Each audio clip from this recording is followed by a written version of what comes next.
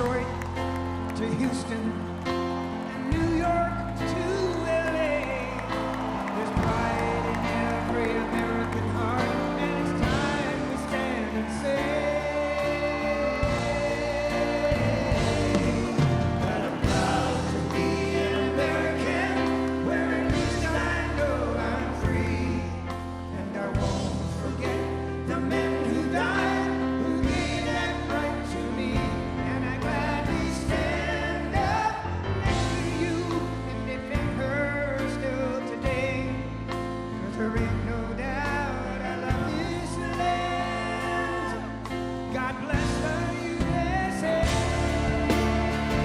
I'm proud to be an American, where at least I know I'm free, and I won't forget the men who died, who gave that right to me, and I gladly stand up next to you and defend her still today, 'cause there ain't no doubt I love this land. God bless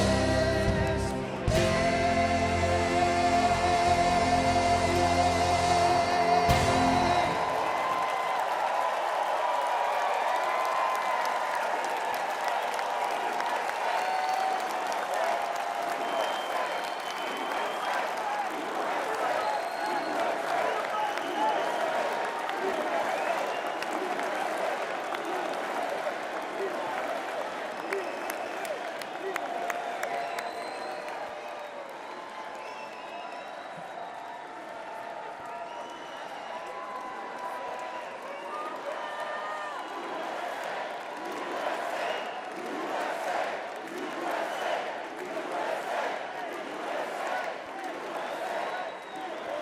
Thank you very much. Thank you very, very much. Wow. And thank you, Dana. Thank you, Kid Rock, sometimes referred to as Bob.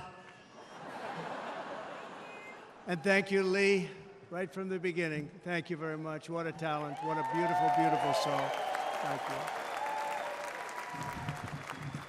Friends, delegates, and fellow citizens, I stand before you this evening with a message of confidence, strength, and hope.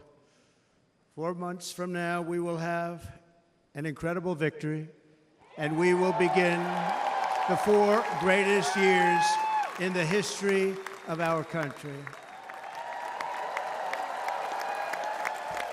Together, we will launch a new era of safety, prosperity, and freedom for citizens of every race, religion, color, and creed. The discord and division in our society must be healed. We must heal it quickly. As Americans, we are bound together by a single fate and a shared destiny. We rise together or we fall apart. I am running to be president for all of America, not half of America, because there is no victory in winning for half of America. So tonight, with faith and devotion, I proudly accept your nomination for President of the United States. Thank you.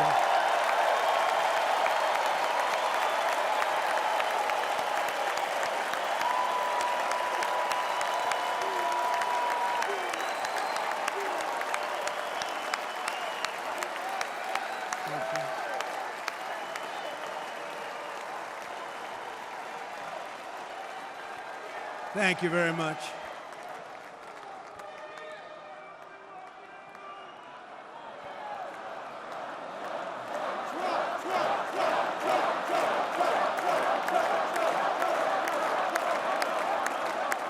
Thank you very much.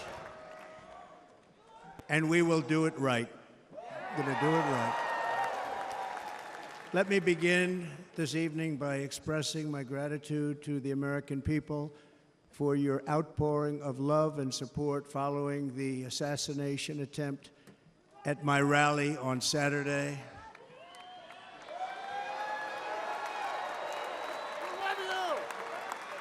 As you already know, the assassin's bullet came within a quarter of an inch of taking my life.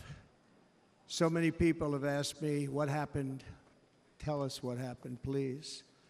And therefore, I will tell you exactly what happened, and you'll never hear it from me a second time because it's actually too painful to tell. It was a warm, beautiful day in the early evening in Butler Township in the great Commonwealth of Pennsylvania. Music was loudly playing, and the campaign was doing really well. I went to the stage, and the crowd was cheering wildly. Everybody was happy. I began speaking very strongly, powerfully, and happily because I was discussing the great job my administration did on immigration at the southern border. We were very proud of it.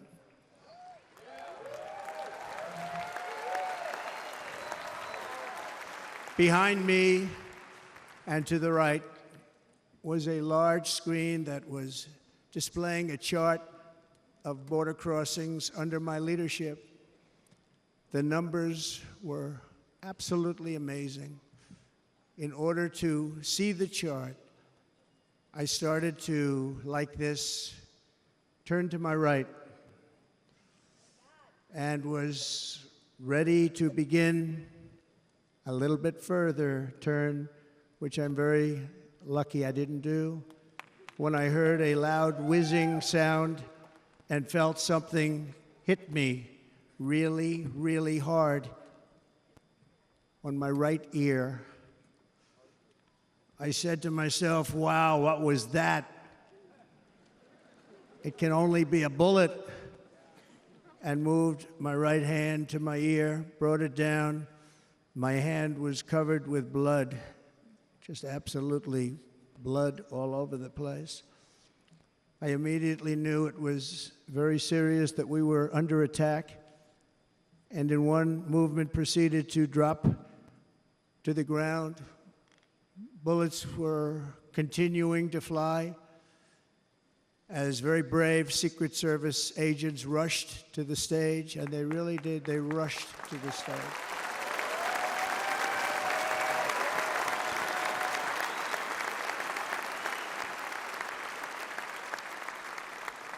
These are great people at great risk, I will tell you, and pounced on top of me so that I would be protected. There was blood pouring everywhere, and yet, in a certain way, I felt very safe because I had God on my side. I felt that.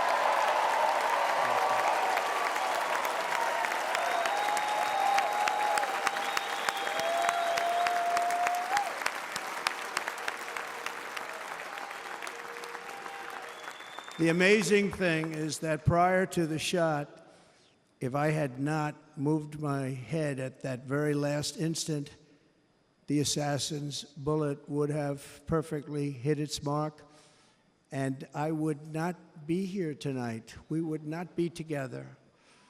The most incredible aspect of what took place on that terrible evening in the fading sun was actually seen later. In almost all cases, as you probably know, and when even a single bullet is fired, just a single bullet, and we had many bullets that were being fired, crowds run for the exits or stampede, but not in this case. It's very unusual.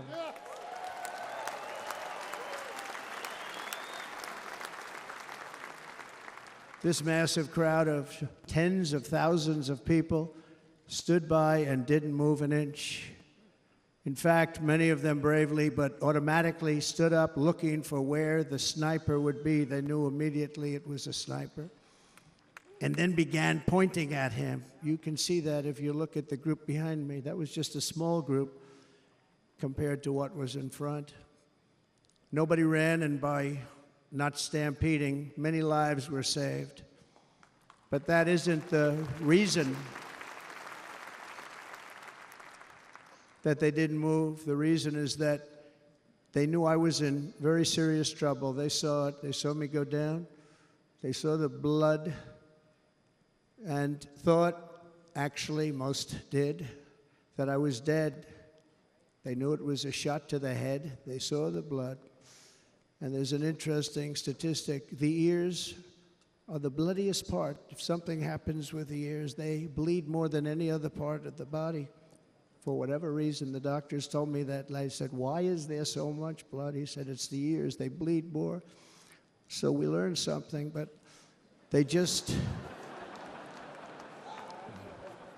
this beautiful crowd, they didn't want to leave me. They knew I was in trouble. They didn't want to leave me. And you can see that love written all over their faces. Incredible people. They're incredible people. Bullets were flying over us, yet I felt serene. But now the Secret Service agents were putting themselves in peril. They were in very dangerous territory. Bullets were flying right over them, missing them by a very small amount of inches. And then it all stopped. Our Secret Service sniper, from a much greater distance and with only one bullet used, took the assassin's life, took him out.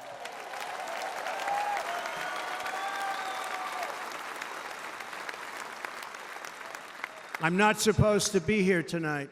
Not supposed to be here. Yes, you are. Yes, you are. Yeah.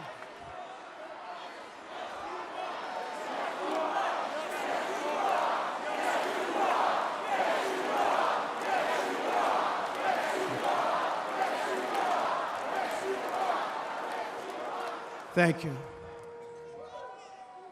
But I'm not.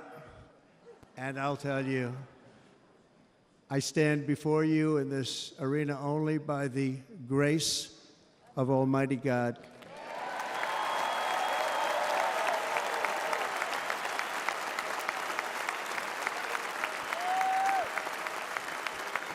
In watching the reports over the last few days, many people say it was a providential moment.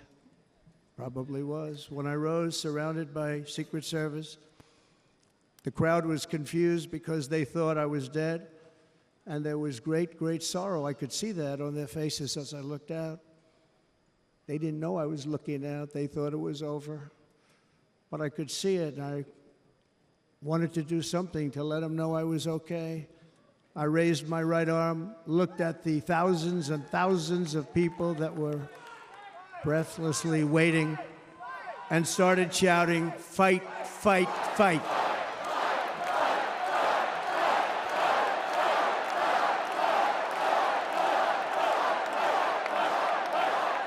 Thank you. Once my clenched fist went up, and it was high into the air. You've all seen that. The crowd realized I was okay and roared with pride for our country like no crowd I have ever heard before. Never heard anything like it. For the rest of my life, I will be grateful for the love shown by that giant audience of patriots that stood bravely on that fateful evening in Pennsylvania. Tragically, the shooter claimed the life of one of our fellow Americans, Corey Comparator. Unbelievable person, everybody tells me. Unbelievable. And seriously wounded, two other great warriors. Spoke to them today. David Dutch and James Copenhaver. Two great people. I also spoke to all three families of these tremendous people. Our love and prayers are with them, and always will be. We're never going to forget them. They came for a great rally. They were serious Trumpsters, I want to tell you. They were serious Trumpsters, and still are. But Corey, unfortunately, we have to use the past tense. He was incredible. He was a highly respected former fire chief, respected by everybody. Was accompanied by his wife, Helen, incredible woman. I spoke to her today, devastated, and two precious daughters. He lost his life selflessly acting as a human shield to protect them from flying bullets. He went right over the top of them and was hit. What a fine man he was.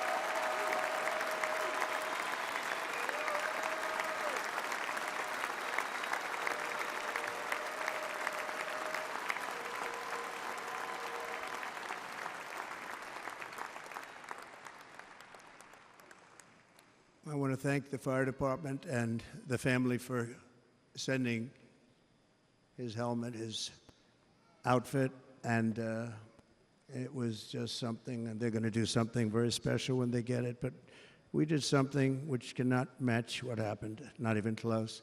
But I am very proud to say that over the past few days, we've raised $6.3 million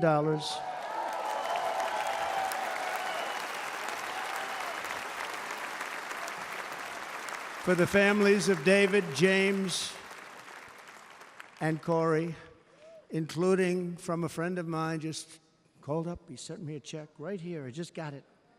$1 million from Dan Newland. Thank you, Dan. And again, when speaking to the family, I told them, I said, well, I'm going to be sending you a lot of money, but it can't compensate.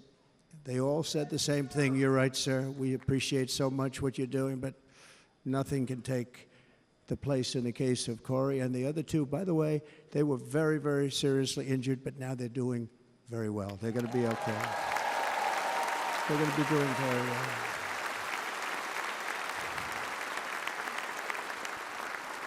They're warriors.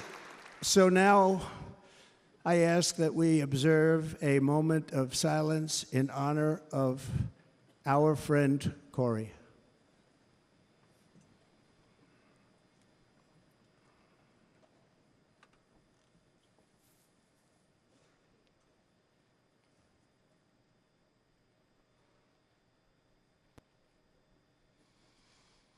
There is no greater love than to lay down one's life for others.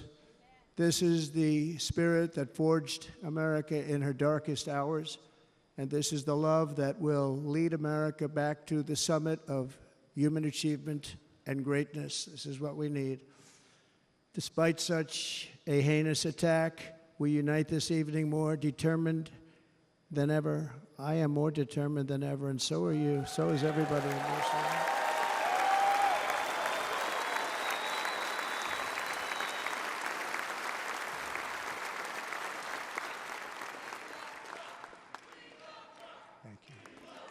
Thank you very much.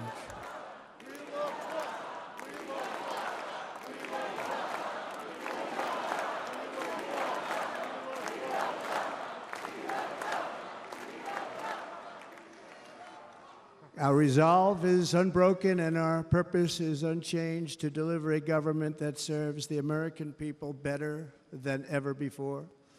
Nothing will stop me in this mission because our vision is righteous and our cause is pure. No matter what obstacle comes our way, we will not break, we will not bend, we will not back down, and I will never stop fighting for you, your family, and our magnificent country. Never.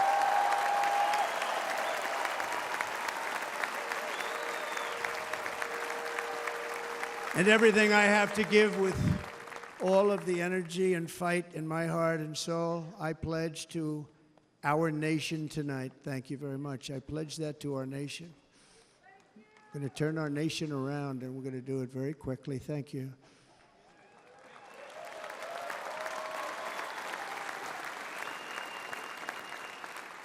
This election should be about the issues facing our country and how to make America successful, safe, free, and great again.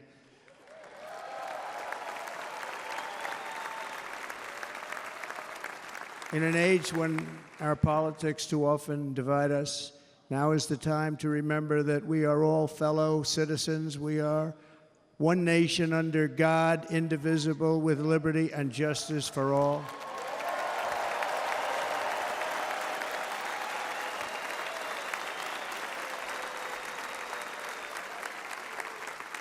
And we must not criminalize dissent or demonize political disagreement, which is what's been happening in our country lately at a level that nobody has ever seen before.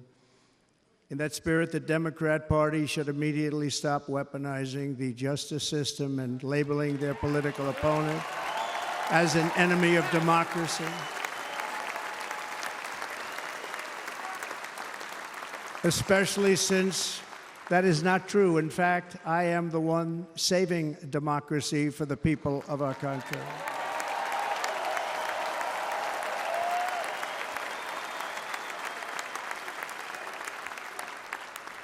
And very big news, as you probably just read, on Monday a major ruling was handed down from a highly respected federal judge in Florida, Eileen Cannon, finding that the prosecutor and the fake documents case against me were totally unconstitutional, and the entire case was thrown out of court. With all of that publicity, thrown out of court. If Democrats want to unify our country, they should drop these partisan witch hunts, which I have been going through for approximately 8 years. And they should do that without delay and allow an election to proceed that is worthy of our people. We're going to win it anyway, but worthy of our people. On this journey, I am deeply honored to be joined by my amazing wife, Melania.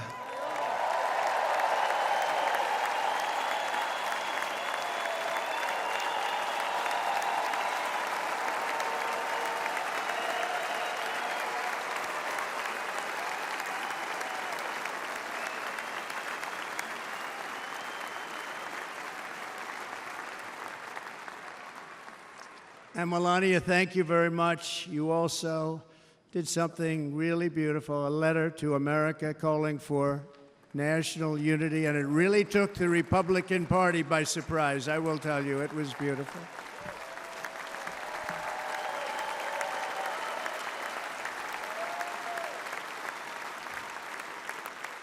In fact, some very serious people said that we should take that letter and put it as part of the Republican platform. That would be an honor, wouldn't it?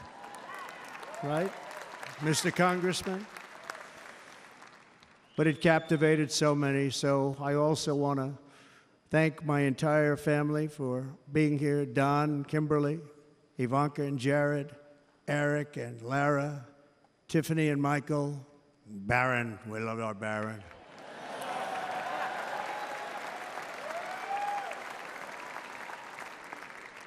And of course, my 10 wonderful grandchildren. You saw a few of them up there on my lap before.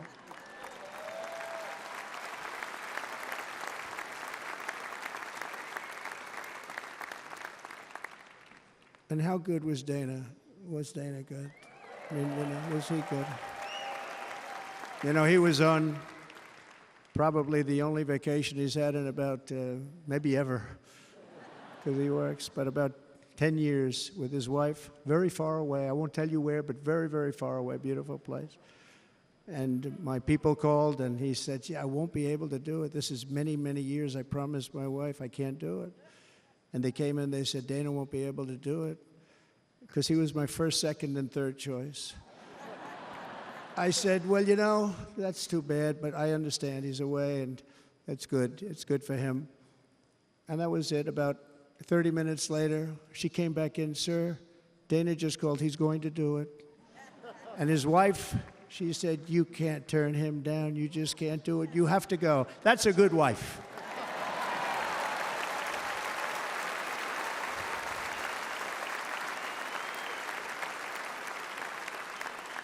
So he got on a plane. He got here a little while ago. Now he's going to get on the plane in a little while, and he's going to go back home to his wife. But they're great, and I just want to thank her and him and their whole family, because that's not easy. And Kid Rock, same thing. Called, he said, I want to be a part of it. I want to be a part, because, you know, Kid does his great song, big, big monster song. I had no idea. You know, he became a friend of mine over the last 10 years. And he's amazing. Everyone loves him. I didn't even know how big he was. You know, he has rallies, 35, 40,000 people he gets every time he goes out. I think he's making so much money, he doesn't know what the hell to do with it. You want to know?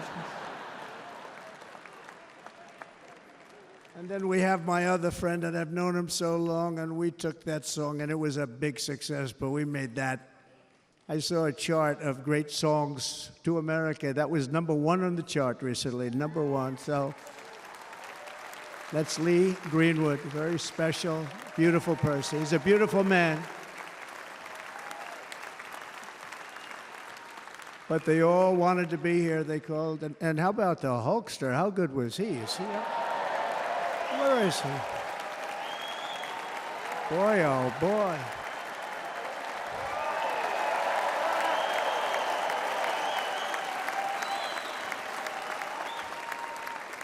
You know, they may call that entertainment. I know about entertainment, but when he used to lift a 350-pound man over his shoulders and then bench press him 2 rows into the audience, I say, maybe entertainment, but he is one strong son of a gun. I will tell you, I watched it many times. There aren't a lot of entertainers that can do that, right? You were fantastic. Thank you very much. Followed by Eric. What was that all about? Boy, that was good. I didn't want to really come up here.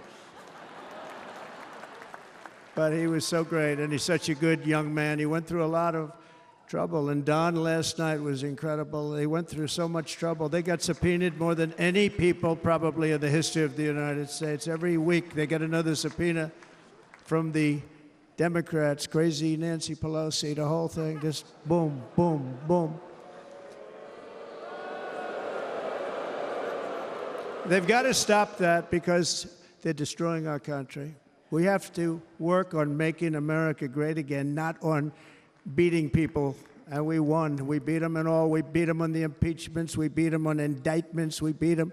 But the time that you have to spend, if they would devote that genius to helping our country, we'd have a much stronger and better country.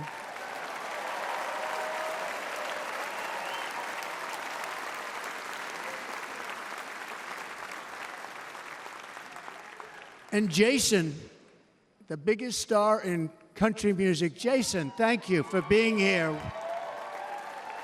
Jason, thank you very much. Jason Aldean, he's good. I like his wife even better, by the way. She's here. Thank you, Jason. But I'm thrilled to have a new friend and partner fighting by my side. The next Vice President of the United States, the current Senator from Ohio, J.D. Vance, and his incredible wife, Usha.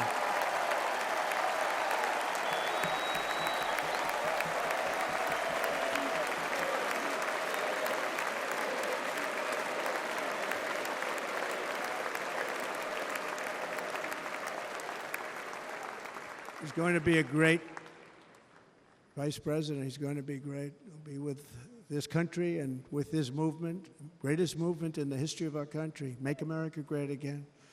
When they criticize it, they say, we're going to try and stop MAGA. I said, MAGA is Make America Great Again. What are you going to stop? There's nothing to stop. Then they say, oh, that's right. It's very tough to fight it. And all of the people that did try and fight it have failed. But he's going to be with us for a long time, and it was an honor to select him. Great, great student at Yale. His wife was a great student at Yale. They met at Yale. These are two smart people. So, J.D., you're going to be doing this for a long time. Enjoy the ride.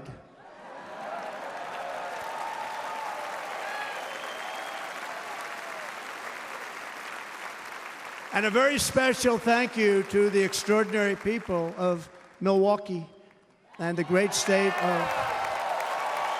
Oh, there they are. There they are. You are so easy to spot.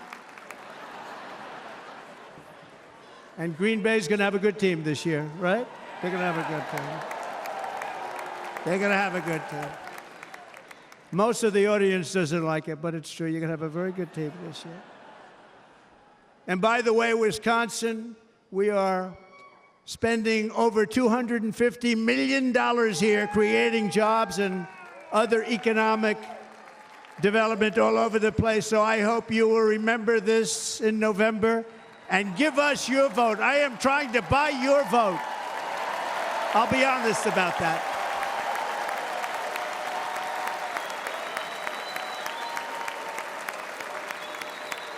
And I promise we will make Wisconsin great again. We're going to make it. Thank you, Mr. Governor. Thank you very much. Thank you. I'm here tonight to lay out a vision for the whole nation. To every citizen, whether you're a young or old man or woman, Democrat, Republican, or independent, black or white, Asian or Hispanic, I extend to you a hand of loyalty and of friendship. Together we will lead America to new heights of greatness like the world has never seen before. We were right there in the first term. We got hit with COVID. We did a great job. Nobody knew what it was, but nobody's ever seen an economy pre-COVID. And then we handed over a stock market that was substantially higher than just prior to COVID. Coming in, did a great job. Never got credit for that. We got credit for the war and defeating ISIS and so many things, the great economy, the biggest tax cuts ever, the biggest regulation cuts ever, the creation of Space Force, the rebuilding of our military. We did so much. We did so much. Right to try. Right to try is a big deal. We got right to try. They were trying to get that for 52 years. Somebody's terminally ill. And hopefully there's nobody in this audience, but it does happen a lot. They're terminally ill and they can't use our new space-age drugs and other things that we are way ahead. We have the greatest doctors in the world, the greatest laboratories in the world, and you can't do it. They've been trying to get that approved for 52 years. Wasn't that easy? The insurance companies didn't want to do it. They didn't want the risk. The labs didn't want to do it because if it didn't work, people are pretty far down the line toward death. They didn't want to do it. The doctors didn't want to have it on their records, so I got everybody into an office. 52 years they tried. Sounds simple, but it's not. And I got them to agree that somebody that needs it will, instead of going to Asia, Europe, or someplace, or if you have no money going home and dying, just die. We got them to sign an agreement, agree to it, where they're not going to sue anybody. They're going to get all of this stuff. They're going to get it really fast. And what's happened is we're saving thousands and thousands of lives. It's incredible. Right to try. It's a great feeling. Under our leadership, the United States will be respected again. No nation will question our power. No enemy will doubt our might. Our borders will be totally secure. Our economy will soar. We will return law and order to our streets, patriotism to our schools, and importantly, we will restore peace, stability, and harmony all throughout the world. But to achieve this future, we must first rescue our nation from failed and even incompetent leadership. We have totally incompetent leadership. This will be the most important election in the history of our country. Under the current administration, we are indeed a nation in decline. We have an inflation crisis that is making life unaffordable, ravaging the incomes of working and low-income families, and crushing, just simply crushing our people like never before. They've never seen anything like it. We also have an illegal immigration crisis, and it's taking place right now as we sit here in this beautiful arena. It's a massive invasion at our southern border that has spread misery, crime, poverty, disease, and destruction to communities all across our land. Nobody's ever seen anything like it. Then there's an international crisis, the likes of which the world has seldom been part of. Nobody can believe what's happening. War is now raging in Europe and the Middle East. A growing specter of conflict hangs over Taiwan, Korea, the Philippines, and all of Asia. And our planet is teetering on the edge of World War III. And this will be a war like no other war because of weaponry. The weapons are no longer army tanks going back and forth shooting at each other. These weapons are obliteration. It's time for a change. This administration can't come close to solving the problems. We're dealing with very tough, very fierce people. They're fierce people. And we don't have fierce people.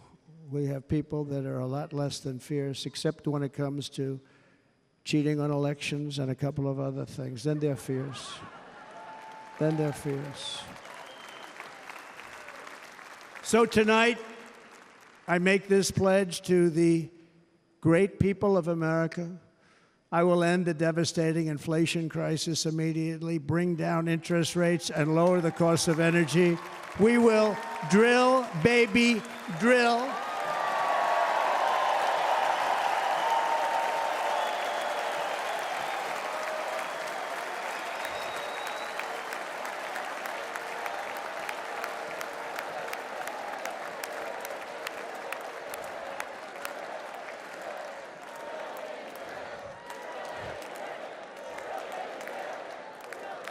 Can you believe what they're doing?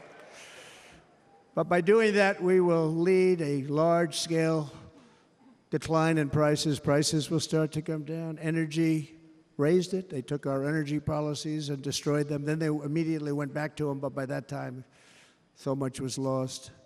But we will do it at levels that nobody's ever seen before, and we'll end lots of different things. We'll start paying off debt and start lowering taxes even further. We gave you the largest tax cut. We'll do it more. You know, people don't realize I brought taxes way down, way down, and yet we took in more revenues the following year than we did when the tax rate was much higher. Most people said, how did you do that? Because it was incentive. Everybody was coming to the country. They were bringing back billions and billions of dollars into our country. The companies made it impossible to bring it back. The tax rate was too high, and the legal complications were far too great. I changed both of them, and hundreds of billions of dollars by Apple and so many other companies were brought back into our nation, and we had an economy the likes of which no nation had ever seen. China, we were beating them at levels that were incredible. And they know it. They know it. We'll do it again, but we'll do it even better. I will end the illegal immigration crisis by closing our border and finishing the wall, most of which I've already built.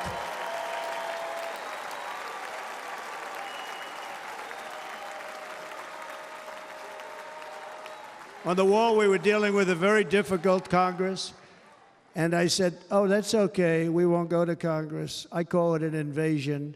We gave our military almost $800 billion. I said, I'm going to take a little of that money because this is an invasion. And we built, most of the wall is already built. And we built it through using the funds because what's better than that? We have to stop the invasion into our country that's killing hundreds of thousands of people a year. We're not going to let that happen.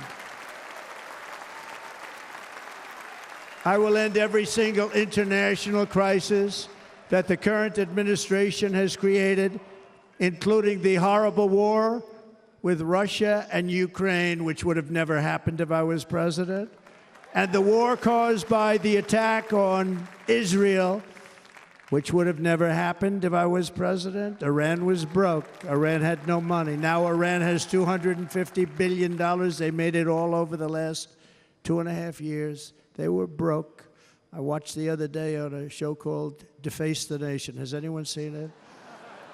And they had a congressman who was a Democrat say, well, whether you like him or not, Iran was broke dealing with Trump. I told China and other countries, if you buy from Iran, we will not let you do any business in this country, and we will put tariffs on every product you do send in of 100% or more.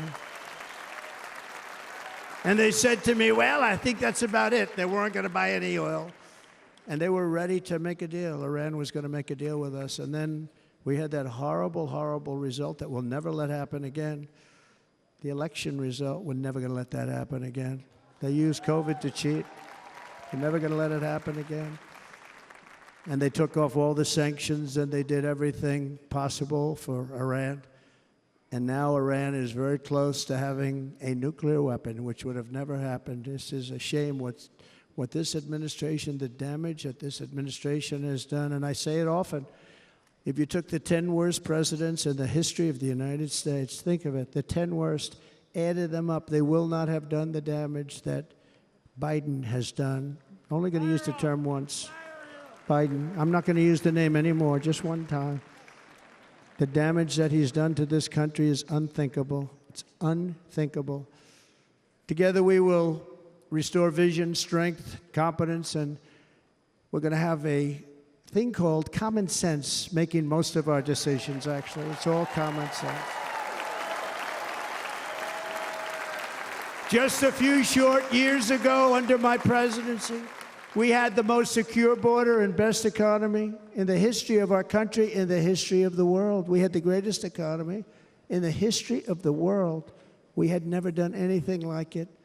We were beating every country, including China, by leaps and bounds. Nobody had seen anything like it. We had no inflation. Soaring incomes were going. Nobody can believe it. You can't believe what happened 4 years ago is happening now in reverse. And the world was at peace. Inflation has been a killer for our country. No matter what you make it doesn't matter, because inflation is eating you alive. People that were putting away money, they were making great wages, the highest they've ever made, but they were putting away a lot of money. Now they are just being destroyed. They're not putting away anything. They're barely living. They're going into savings accounts. They're taking out their money to live because of inflation. Inflation, remember, it's called a country buster. You can go back to Germany from 100 years ago. You can go back to any country that suffered great inflation. We've suffered the worst inflation we've ever had. But go back and see what's happened to those countries. We've had the worst inflation we've ever had under this person. But in less than 4 years, our opponents have turned incredible success into unparalleled tragedy and failure. It's been a tremendous failure. Today, our cities are flooded with illegal aliens. Americans are being squeezed out of the labor force, and their jobs are taken.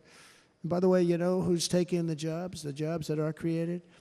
107% of those jobs are taken by illegal aliens. And you know who's being hurt the most by millions of people pouring into our country? The black population and the Hispanic population, because they're taking the jobs from our black population, our Hispanic population, and they're also taking them from unions. The unions are suffering because of it. Thank you. Thank you. I like you too. Thank you very much. Inflation has wiped out the life savings of our citizens and forced the middle class into a state of depression and despair. That's what it is. It's despair and depression. We cannot and will not let this continue. Less than 4 years ago, we were a great nation, and we will soon be a great nation again. We're going to be a great nation again.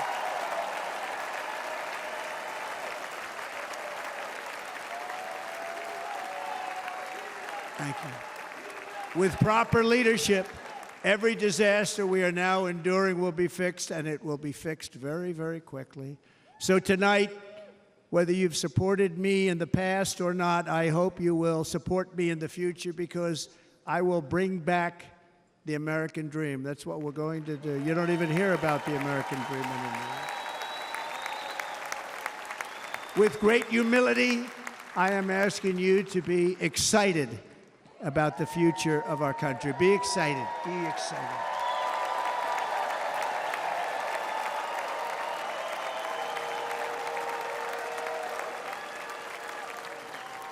And by the way, the news reports, look at all of those big networks. Look at them. They're all here.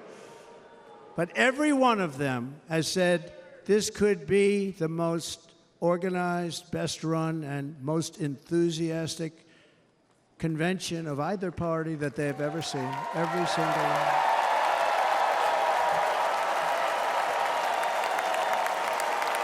And it's true.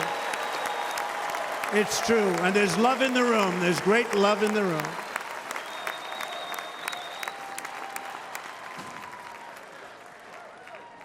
So I better finish strong.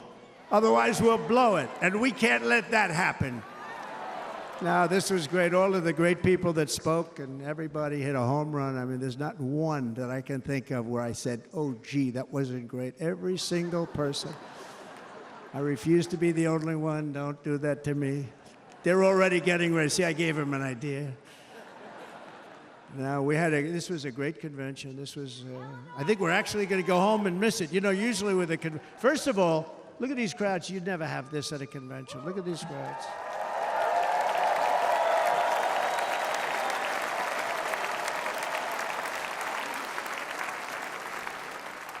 Love, it's about love. This week, the entire Republican Party has formally adopted an agenda for America's renewal, and you saw that agenda.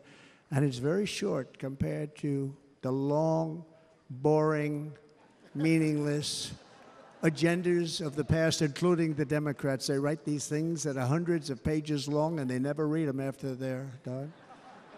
In their case, fortunately, they don't read them because they're pretty bad.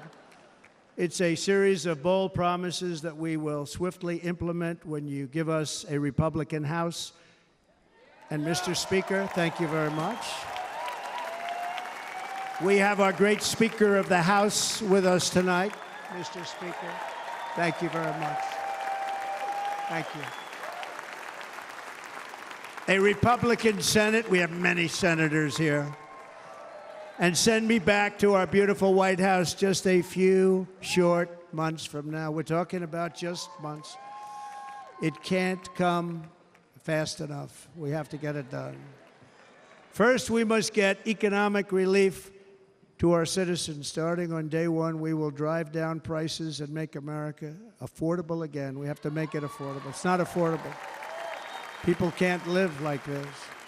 Under this administration, our current administration, groceries are up 57%, gasoline is up 60 and 70%, mortgage rates have quadrupled. And the fact is, it doesn't matter what they are because you can't get the money anyway. You can't buy houses. Young people can't get any financing to buy a house. The total household costs have increased an average of $28,000 per family under this administration. Republicans have a plan to bring down prices and bring them down very, very rapidly. By slashing energy costs, we will in turn reduce the cost of transportation, manufacturing, and all household goods. So much starts with energy. And remember, we have more liquid gold under our feet than any other country by far. We are a nation that has the opportunity to make an absolute fortune with its energy. We have it, and China doesn't.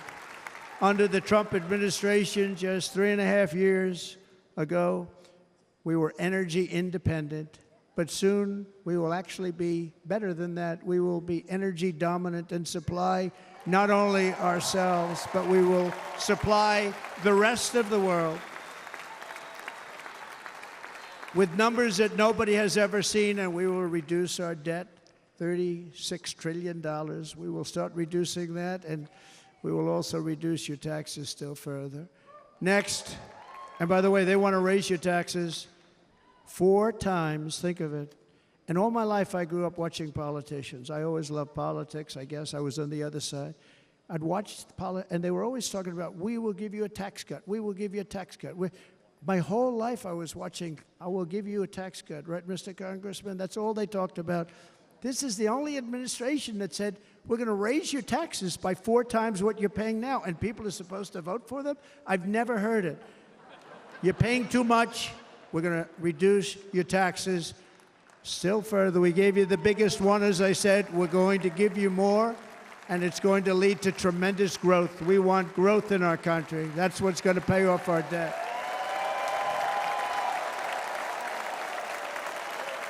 And next, we will end the ridiculous and actually incredible waste of taxpayer dollars that is fueling the inflation crisis. They've spent trillions of dollars on things having to do with the Green New Scam. It's a scam. And that's caused tremendous inflationary pressures in addition to the cost of energy. And all of the trillions of dollars that are sitting there not yet spent, we will redirect that money for important projects like roads, bridges, dams, and we will not allow it to be spent on meaningless green new scam ideas.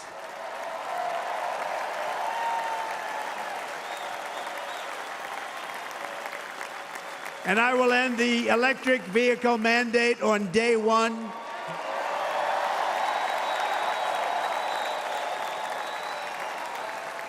Thereby saving the U.S. auto industry from complete obliteration, which is happening right now, and saving U.S. customers thousands and thousands of dollars per car. And right now, as we speak, large factories just started, are being built across the border in Mexico. So with all the other things happening on our border, and they're being built by China to make cars and to sell them into our country. No tax, no anything. The United Auto Workers ought to be ashamed for allowing this to happen. And the leader of the United Auto Workers should be fired immediately. And every single auto worker, union and non-union, should be voting for Donald Trump, because we're going to bring back car manufacturing, and we're going to bring it back fast.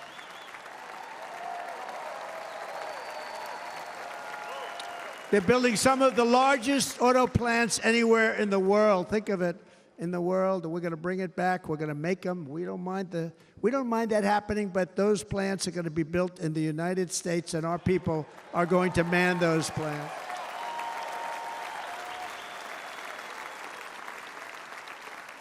And if they don't agree with us, we'll put a tariff of approximately 100 to 200% on each car, and they will be unsellable in the United States. We have long been taken advantage of by other countries. And think of it, oftentimes these other countries are considered so-called allies. They've taken advantage of us for years. We lose jobs, we lose revenue, and they gain everything and wipe out our businesses, wipe out our people. I stopped it for 4 years. I stopped it. And we're really ready to make changes like nobody had seen before. And remember, USMCA, I got rid of NAFTA, the worst trade deal ever made, and replaced it with USMCA, which is, they say, the best trade deal ever made. Actually, probably the best trade deal was the deal I made with China, where they buy $50 billion worth of our product. They were buying nothing. They buy $50 billion worth. They had to. But I don't even talk about it because of COVID. I don't even mention it, frankly, because of what happened with the China virus.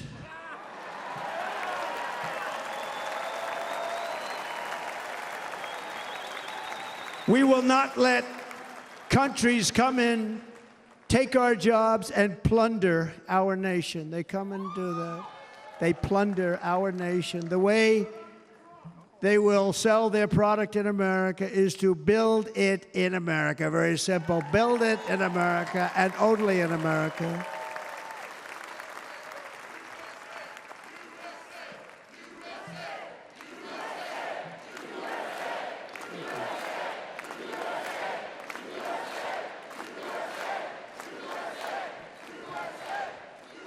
And this very simple formula, and Congress has to go along with us, and they will. This very simple formula will create massive numbers of jobs. We will take over the auto industry again, and many, many, hundreds of thousands of jobs. We lost so many jobs over the years. If you go back 20, 25 years, they've stolen, going to China and Mexico, about 68% of our auto industry manufacturing jobs. We're going to get them all back. We're going to get them all back, every one of them. At the center of our plan for economic relief are massive tax cuts for workers that include something else that's turned out to be very popular, actually. Here it's very popular, in this building and all those hotels that I saw that are so nice. I'm staying in a nice one. It's called no tax on tips. No tax on tips. No tax on tips.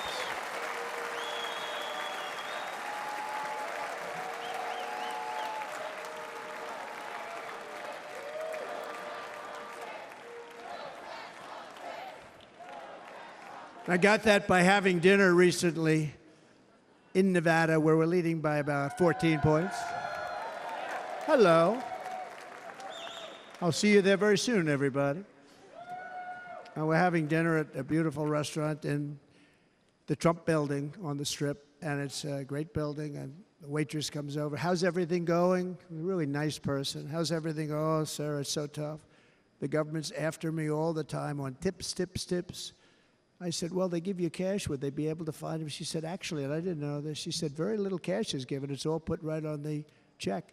And they come in and they take so much of our money, it's just ridiculous, and they don't believe anything we say. And they've just hired, as you know, 88,000 agents to go after them even more. And I said, this shows the level of my, most people go out, they hire consultants, they pay them millions of dollars. But I said to her, let me just ask you a question. Would you be happy if you had no tax on tips? She said, what a great idea. I got my information from a very smart waitress. That's better than spending millions of dollars. And everybody loves it. Waitresses and caddies and drivers and everybody's a large group of people that are being really hurt badly. They make money, let them keep their money. I'm going to protect Social Security and Medicare. Democrats are going to destroy Social Security and Medicare because all of these people, by the millions they're coming in, they're going to be on Social Security and Medicare and other things, and you're not able to afford it. They are destroying your Social Security and your Medicare. Under my plan, incomes will skyrocket, inflation will vanish completely, jobs will come roaring back, and the middle class will prosper like never, ever before, and we're going to do it very rapidly.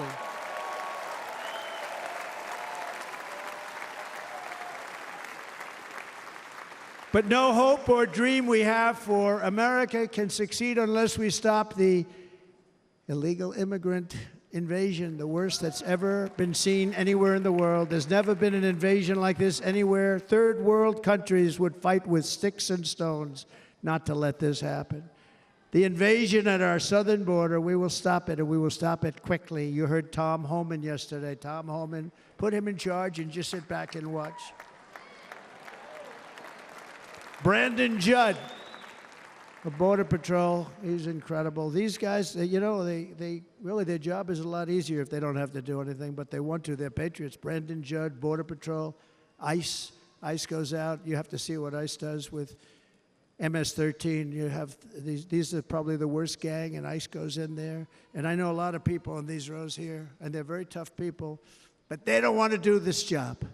They'll go into a pack of MS-13 killers. They're the worst, probably the worst gangs in the world. We have thousands of them. I moved thousands and thousands out in my 4 years. We moved them out, and it was a pleasure. But ICE would go right into a pack of these killers, and you see fists flying, you see everything flying, and then they take them. They put them in a paddy wagon. They take them back, and they get them out of our country. And the other countries weren't accepting them back, and I called up, and I said, tell them that we're not giving them economic aid anymore. And the next day, I got calls from all of these countries that were terminated. Billions of dollars we spend on economic aid to countries that does us, frankly, no good. And the next day, I was called by everybody. I couldn't take all the calls. Sir, what's the problem? I said, you won't take your killers back that you sent in caravans into America. You won't take them back. Well, sir, if you'd like us to, we would give very serious consideration to doing that. And within 24 hours, they were being taken back. For years and years, when I first came in, they said President Obama tried to get him to go back, and they wouldn't accept him. They'd put planes on the runway so you couldn't leave the plane. They'd close the road so you couldn't take the buses. They'd all have to turn back. As soon as I said no more economic aid of any kind to any country that does that, they called back and they said, sir, it would be our great honor to take MS-13. We love them very much.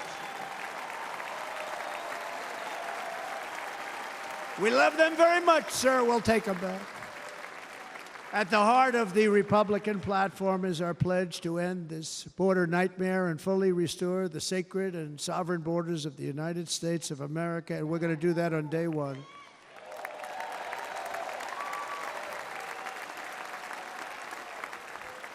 That means two things on day one, right? Drill, baby, drill, and close our borders.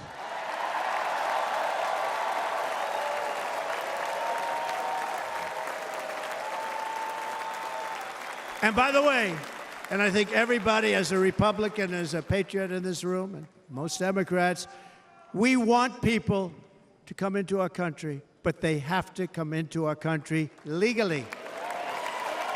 Legally.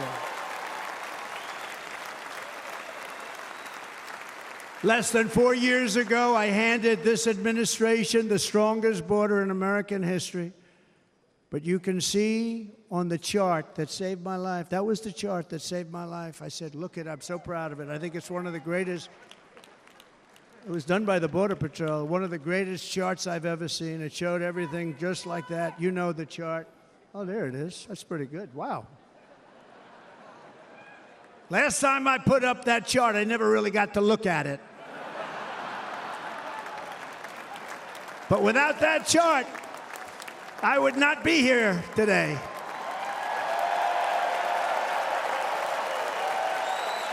Never got to look at it.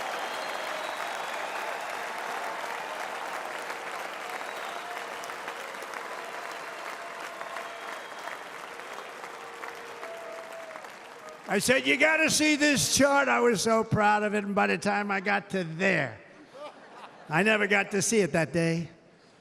But I'm seeing it now, and I was very proud. If you look at the arrow on the bottom, that's the lowest level, the one on the bottom, heavy red arrow. That's the lowest level of illegal immigrants ever to come into our country in recorded history, right there. Right there. And that was my last week in office. And then you see what happened after I left. Look at the rest. And if you go out a little bit further, it's getting to be a little bit old, but I love it anyway, right? But you can go much higher with those numbers. Look what happened right after that. The invasion began. We had the opposite. We stopped the invasion. But the invasion that we stopped was peanuts by comparison to what happened after I left. Look at what happened after I left. They took over our country. We ended all catch and release. We shut down asylum fraud. We stopped human trafficking and forged historic agreements to keep illegal aliens on foreign soil. We want them to stay on their soil. Under the Trump administration, if you came in illegally, you were apprehended immediately and you were deported. You went right back. The current administration terminated every single one of those great Trump policies that I put in place to seal the border. I wanted a sealed border. Again, come in, but come in legally. You know how unfair it is? So many people, hundreds of thousands of people, have been working for years to come into our country. And now they see these people pour into our country at levels that are unprecedented. It's so unfair. And we're not going to do it. We're not going to stand for it. They suspended wall construction, ended remain in Mexico. We had a policy, remain in Mexico. You think that was easy to get from the Mexican government? But I said, you must give it to us. If you don't give it to us, there will be repercussions. And they gave it to us. But not easy. Canceled our Safe Third agreements. Demolished Title 42, implemented nationwide catch and release. That's catch and release, where we catch them and release them into our country. We catch them and release them into Mexico. There's a slight difference. And took 93, this is the previous administration, 93 executive actions to throw open our border to the world. The entire world is pouring into our country because of this very foolish administration. The greatest invasion in history is taking place right here in our country. They are coming in from every corner of the earth, not just from South America, but from Africa, Asia, the Middle East. They're coming from everywhere. They're coming at levels that we've never seen before. It is an invasion indeed, and this administration does absolutely nothing to stop them. They're coming from prisons. They're coming from jails. They're coming from mental institutions and insane asylums. You know, the press is always on me because I say this. Has anyone seen Silence of the Lambs? The late, great Hannibal Lecter. He'd love to have you for dinner. That's insane asylums. They're emptying out their insane asylums. And terrorists are coming in at numbers that we've never seen before. Bad things are going to happen. Meanwhile, our crime rate is going up while crime statistics all over the world are going down because they're taking their criminals and they're putting them into our country. A certain country, and I happen to like the president of that country very much, but he's been getting great publicity because he's a wonderful shepherd of the country. He says how well the country's doing because their crime rate is down. And he said he's training all of these rough people. They're rough, rough, rough. He's training them. And I've been reading about this for 2 years. I think, oh, that's wonderful. Let's take a look at it. But then I realized he's not training them. He's sending all of his criminals, his drug dealers, his people that are in jails, he's sending them all to the United States. And he's different in that he doesn't say that. He's trying to convince everybody what a wonderful job he does in running the country. Well, he doesn't do a wonderful job. And by the way, if I ran one of the countries, many countries, many countries from all over, I would be worse than any of them. I would have had the place totally emptied out already.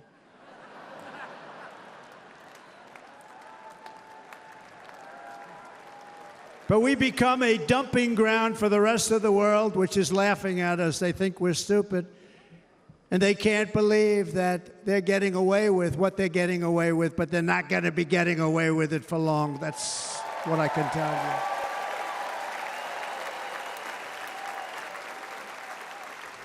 you. In Venezuela, Caracas, high crime. Caracas, Venezuela. Really a dangerous place, but not anymore.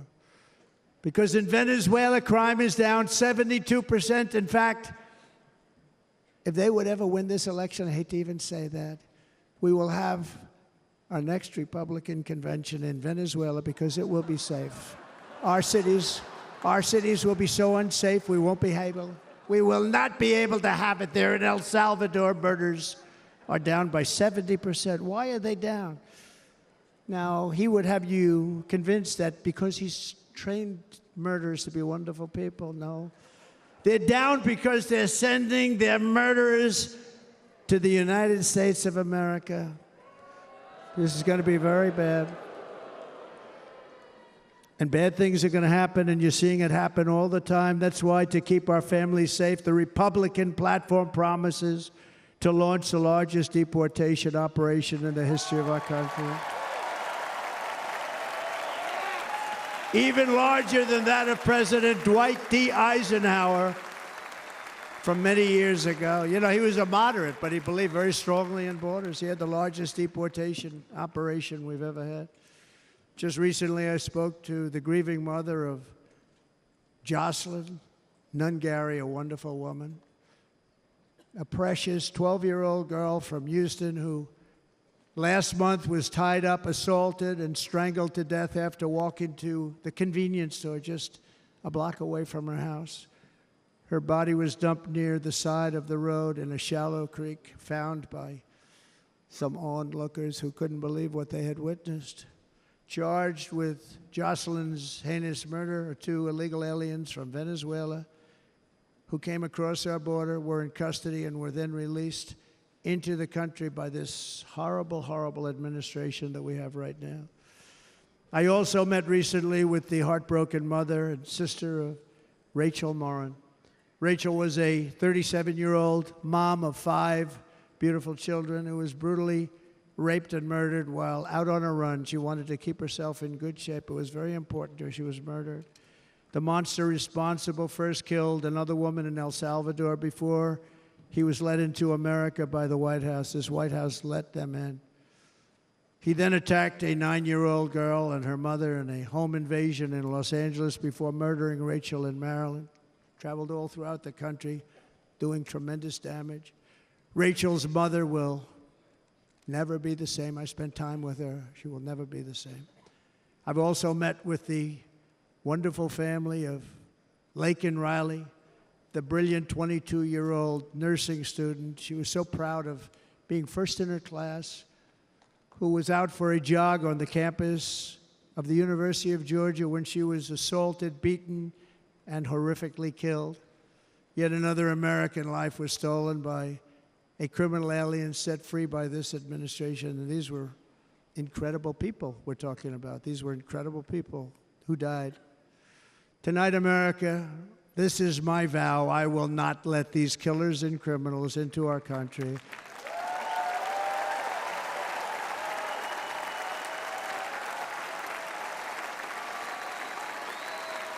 I will keep our sons and daughters safe. As we bring security to our streets, we will help bring stability to the world. I was the first president in modern times to start no new wars. You know, we were the toughest, we were the most respected. And you saw this. Hungry, strong country, run by a very powerful, tough leader. He's a tough guy. Press doesn't like him because he's tough. And he came out recently. They were asking him at an interview, the whole world is exploding. What's happening? What's going on? Viktor Orban, Prime Minister of Hungary, very tough man. He said, I don't want people coming into my country and blowing up our shopping centers and killing people. But they said to him, tell us what's going wrong, what's happening, what is it? He said, there's only one way you're going to solve it. You got to bring President Trump back to the United States because he kept everybody at bay.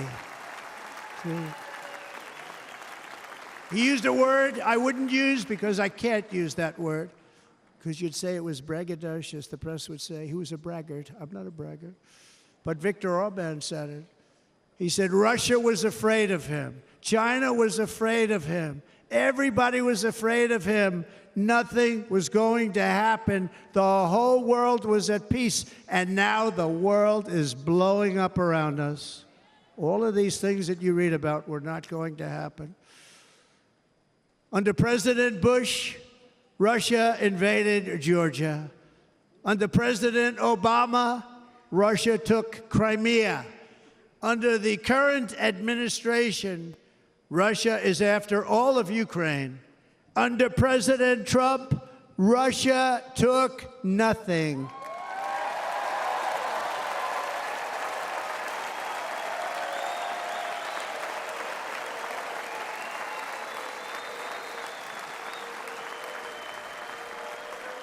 We defeated 100% of ISIS in Syria and Iraq, something that was said to take 5 years, sir. It'll take 5 years, sir. We did it in a matter of a couple of months. We have a great military. Our military is not woke. It's just some of the fools on top that are woke.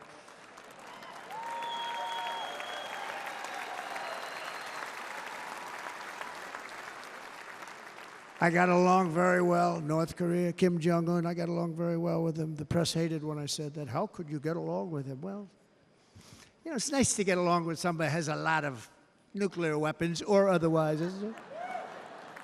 See, in the old days, they'd say, that's a wonderful thing. Now they say, how could you possibly do that? But no, I got along with him, and we stopped the missile launches from North Korea. Now North Korea is acting up again, but when we get back, I get along with him. He'd like to see me back, too. I think he misses me, if you want to know the truth. Our opponents inherited a world at peace and turned it into a planet of war. We're in a planet of war. Look at that attack on Israel. Look at what's happening with Ukraine. The cities are just bombed out. How can people live like that where buildings, massive buildings, are falling to the ground?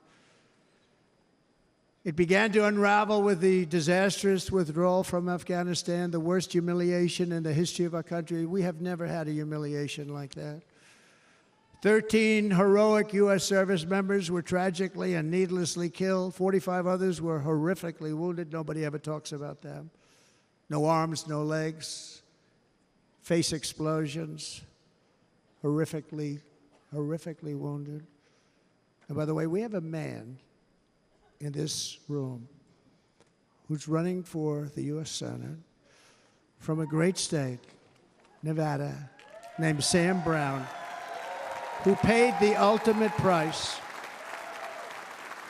Thank you, Sam. Thank you, Sam.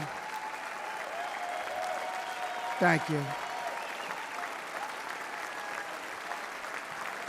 He paid the biggest price probably ever paid by anybody that is running for office, and I think he's going to do great. He's running against a person that is not good, not respected, a total lightweight.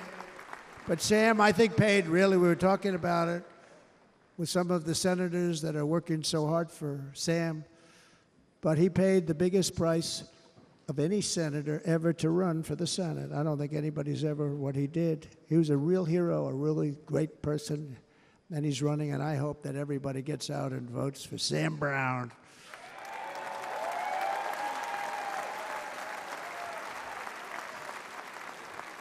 And we also left behind $85 billion worth of military equipment, along with many American citizens were left behind. Many, many American citizens, emboldened by that disaster, Russia invaded Ukraine. They saw this group of people that were incompetent. We took the soldiers out first. No, we're going to take the soldiers out second. If they would have followed my plan, we had a great plan. But the plan only kicked in if they did everything perfectly, and they weren't doing things perfectly, so we said it doesn't kick in. You know, 18 months in Afghanistan, we didn't have one, so they were killing them left and right, snipers. And I spoke to the head of the Taliban. You've heard this story. Abdul, still there, still the head of the Taliban. The press got on me, why would you speak to him? I said, because that's where the killing is. I don't have to speak to somebody that has nothing to do with it. And I told him, don't ever do that. Don't ever do that again. Don't ever do that again. You've got to stop. Because during the Obama administration, many great people and soldiers, but a lot of soldiers were being killed from long distance. I said, if you keep doing that, you're going to be hit harder than anybody's ever been hit by a country before.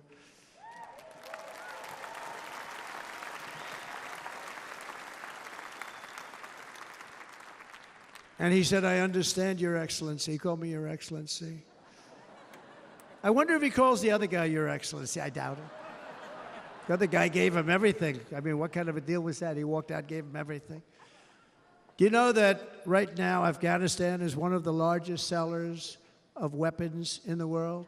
They're selling the brand new, beautiful weapons that we gave them. But think of it. He actually said to me, but why do you show me a picture of my home?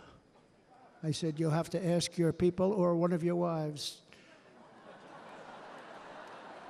But he could figure it out. And for 18 months, we had not one attack on an American soldier by the Taliban.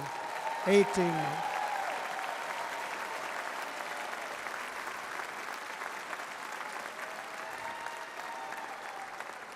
And then we had that horrible day where soldiers were killed. I was not there because of a ridiculous election. But we had that horrible attack. And they also gave up Bagram, one of the biggest bases anywhere in the world, air bases anywhere in the world, the longest runways, most powerful, hardened, thickened runways. We gave it up. And I liked it not because of Afghanistan. I liked it because of China. It's 1 hour away from where China makes their nuclear weapons. And you know who has it now? China has it now. We were keeping that. And now China is likewise circling Taiwan, and Russian warships and nuclear submarines are operating 60 miles off the coast in Cuba. Do you know that? No, the press refuses to write about it. If that were me running this country and we had nuclear submarines in Cuba, I will tell you that the headlines every day would be, what's wrong with our president? You don't even hear this. You're not hearing about this. Russia has nuclear submarines and warships 60 miles away, Mr. Congressman, from Miami, by the way, happens to be here. Correct? In Cuba. And that would not be stood for if it were somebody else. They don't want to mention it, but now maybe they will. And the entire world, I tell you this, we want our hostages back, and they better be back before I assume office. Well, you will be paying a very big price.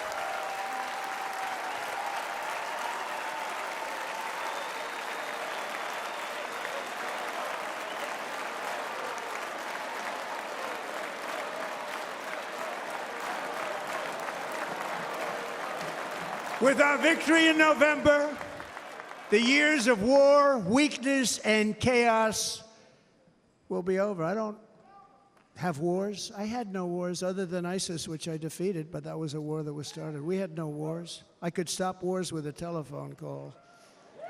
I could stop wars with just a telephone call. If properly stated, it would never start. We will replenish our military and build an Iron Dome missile defense system to ensure that no enemy can strike our homeland. And this great Iron Dome will be built entirely in the USA. We're going to build it in the USA. And Wisconsin, just like I gave you that massive ship contract, and you're doing a very nice job, Governor, right? Thank you, Governor. And they're doing a great job. In fact, I had a little design change, and we gave them a tremendous for essentially what we used to call destroyers. These are now the most beautiful. They look like yachts. I said, we have to take the bow, and we have to make it a little nicer and a little point at the top instead of a flat nose.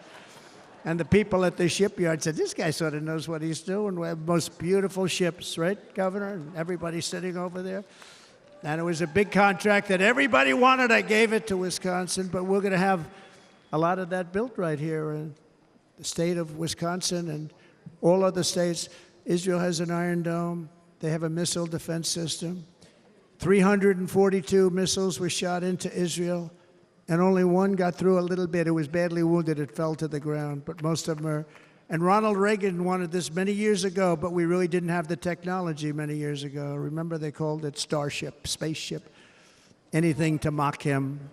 But he was a very good president, very, very good. But now we have unbelievable technology.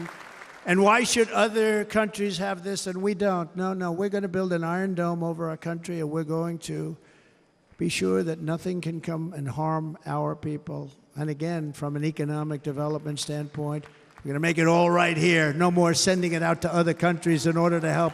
It's America first. America first. We will unleash the power of American innovation. And as we do, we will soon be on the verge of finding the cures to cancer, Alzheimer's disease, and many other diseases. We're going to get to the bottom of it. You remember this gentleman that I don't want to mention other than one time I had to, because when you say the 10 worst, I had to do it. I didn't want anybody to be confused. But this man said, we're going to find a cure to cancer. Nothing happened. We're going to get to the cure for cancer and Alzheimer's and so many other things. We're so close to doing something great. But we need a leader that will let it be done. We will not have men playing in women's sports. That will end immediately.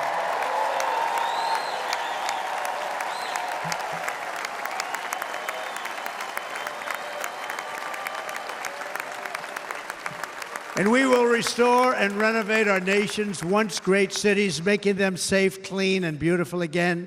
And that includes our nation's capital, which is a horrible killing field. So many things. They leave from Wisconsin, they go to look at the Washington Monument, they end up getting stabbed, killed, or shot.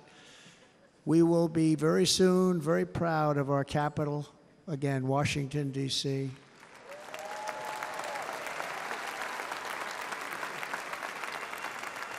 America is on the cusp of a new golden age, but we will have the courage to seize it. We're going to take it. We're going to make it a current. We're going to bring this into a golden age like never seen before. Remember this, China wants to do it. Japan wants to do it. All of these countries want to do it. We have to produce massive amounts of energy if we're going to produce the new. If you look at some of the things that have been done and some of the things that we're going to do, but AI needs literally twice the electricity that's available now in our country. Can you imagine? But instead, we're spending places where they recharge electric cars. They built 8 chargers at a certain location toward the Midwest. 8 chargers for $9 billion. Think of them as a tank for filling up your gas. Think of it. They spent $9 billion on 8 chargers, 3 of which didn't work. And if you were going to do this all over our country, this crazy electric mandate, if you're going to do this all, and by the way, I'm all for electric. They have their application.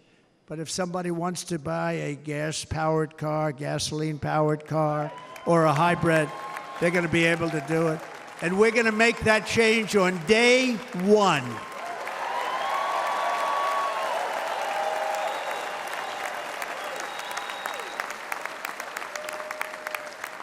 So to conclude, just a few short days ago, my journey with you nearly ended. We know that. And yet, here we are tonight, all gathered together, talking about the future, promise, and a total renewal of a thing we love very much. It's called America. We live in a world of miracles. None of us knows God's plan or where life's adventure will take us. I want to thank Franklin Graham for being here tonight. He's an outstanding man. He wrote me a note recently. I have a lot of respect for him. Sir, I love your storytelling. I think it's great in front of these big rallies. But sir, please do me one favor. It won't make any difference. Please don't use any foul language. I was a little embarrassed. I said, he said, it won't make any difference. Actually, it does. The story's not quite as good, but I've been very good. The story is not quite as good, to be honest. I've got to have a little talk with Franklin, but he was great. He's a great gentleman. His father was so incredible, Billy Graham. My father used to love taking me to see Billy Graham. My father would take me to see Billy Graham at Yankee Stadium. He had the biggest rallies you've ever seen. He was a good rally guy, too. But he'd get up, and he was a fantastic guy. My father loved Billy Graham. But I love Franklin Graham. I think Franklin's been fantastic, and I'm working so hard to adhere to his note to me. I'm working hard on it, Franklin. But if the events of last Saturday make anything clear, it is that every single moment we have on earth is a gift from God.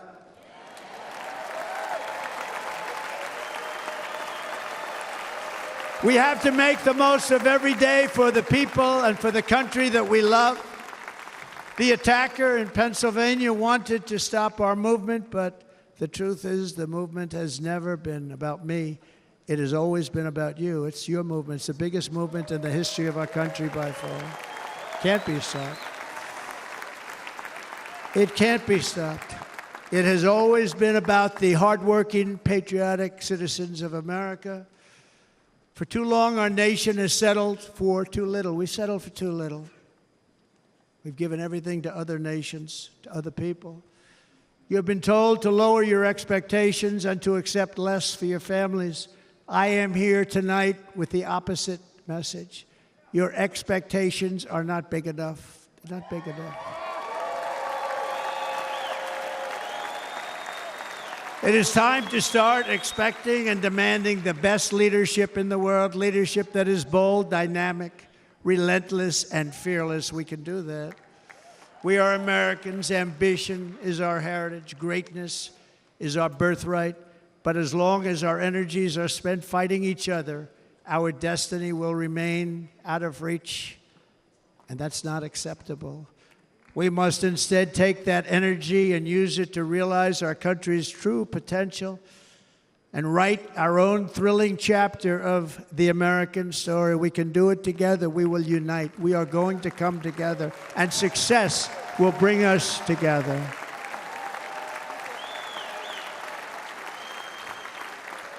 It is a story of love, sacrifice, and so many other things. And remember the word, devotion. It's unmatched devotion. Our American ancestors crossed the Delaware, survived the icy winter at Valley Forge, and defeated a mighty empire to establish our cherished republic. They fought so hard, they lost so many. They pushed thousands and thousands of miles across a dangerous frontier, taming the wilderness to build a life and a magnificent home for their family.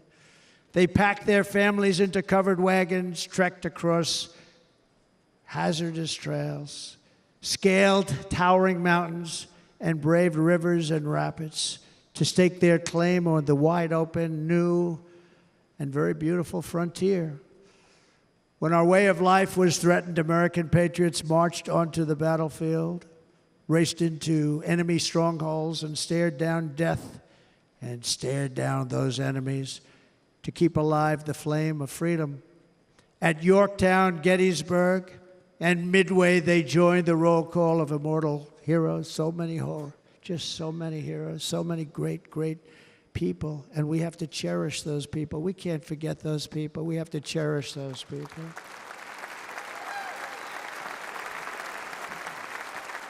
And building monuments to those great people is a good thing, not a bad thing. They saved our country. No challenge was too much. No hardship was too great. No enemy was too fierce. Together, these patriots soldiered on and endured, and they prevailed because they had faith in each other, faith in their country, and above all, they had faith in their God.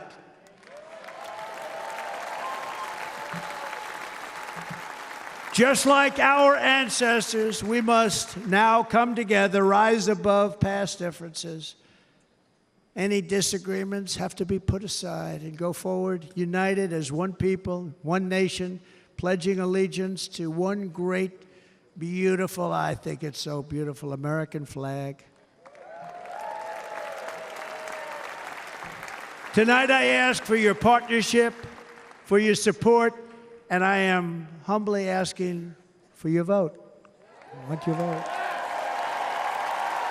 Going to make our country great again. Every day I will strive to honor the trust you have placed in me, and I will never, ever let you down. I promise that. I will never let you down. To all of the forgotten men and women who have been neglected, abandoned, and left behind, you will be forgotten no longer. We will press forward, and together we will win, win, win.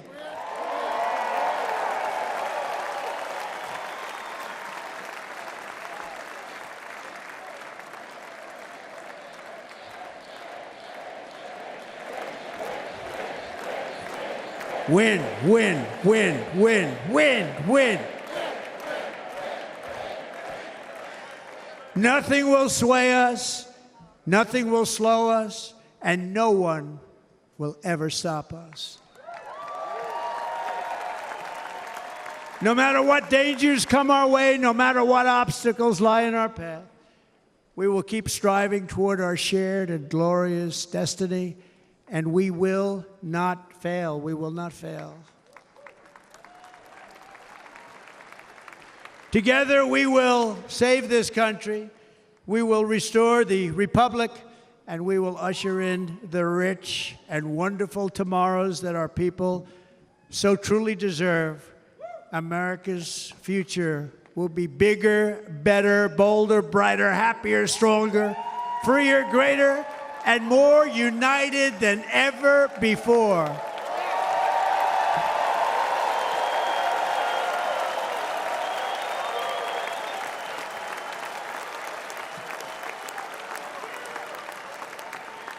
And quite simply put, we will very quickly make America great again.